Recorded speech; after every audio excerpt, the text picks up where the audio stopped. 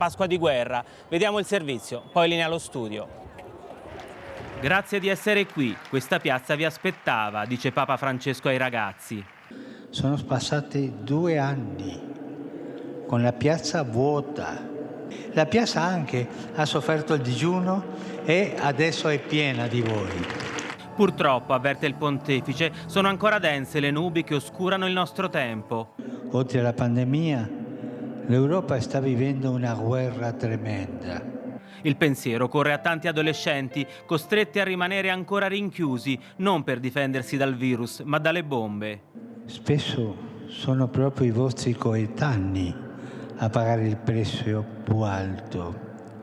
Non solo la loro esistenza è compromessa e resa insicura, ma i loro sogni per il futuro sono calpestati.